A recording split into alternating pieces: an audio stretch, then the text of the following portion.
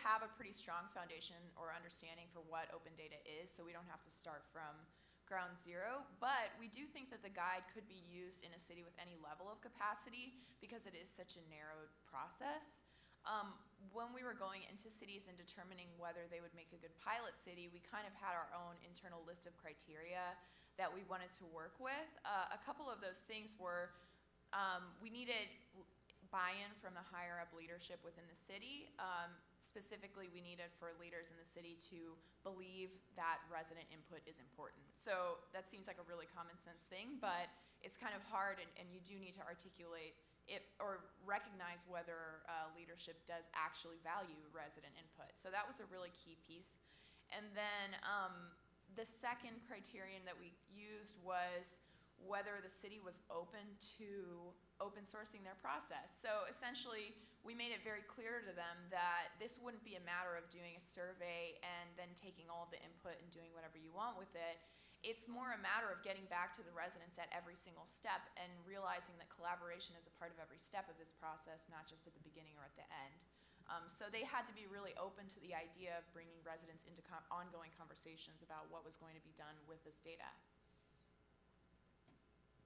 Okay, I just had one quick question for Lynnette. Just to say, so we are still stumbling over using Thoughtwell and not reverting, maybe because we're comfortable with the 80s. But how have your community partners, the reaction to folks who knew you before, and maybe were comfortable with the old you?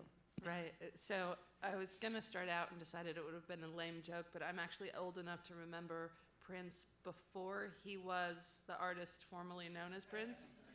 And it's relevant for me because I keep getting introduced as Lynnette with Thoughtwell, formerly known as Community Research Partners. And it makes me laugh every time. And I actually put out a call to my board members saying how long, we were just in the paper a couple weeks ago, and for me, it had been a year-long process, and we had launched in August, and this was September, and why were they still calling us formerly Community Research Partners? And my board president, who went through another similar process with her organization, said that she thinks it'll be about 2 years before people aren't saying Thoughtwell, formerly known as Community Research Partners. But except for that, which just kind of makes me feel like Prince a lot, it's been really positive.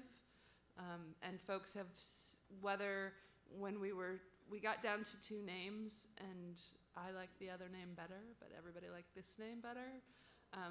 We did get some feedback that people didn't like Thoughtwell. They didn't think it was specific enough. They thought Community Research Partners said what we did, all sorts of stuff. That turns out to be one of those people try to give you helpful feedback if you ask them for feedback, and so they try to pick out things that they don't like to be helpful. But then once you said, okay, now we've done it, it's been really, really positive. Okay, well, thank you to everyone. If you have any more questions, find them at lunch. But a round of applause, and then time for lunch.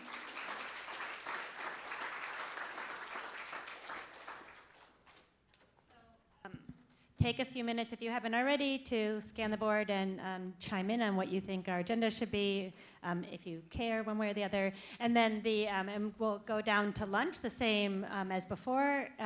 Just say you're with the group if they ask. Also, I just wanted to remind people that there's a gelato bar on the end, which I understand was quite good, that maybe some people didn't see the first day. But we should be back here promptly at 1 o'clock because we have really a jam-packed the design workshop for the afternoon before we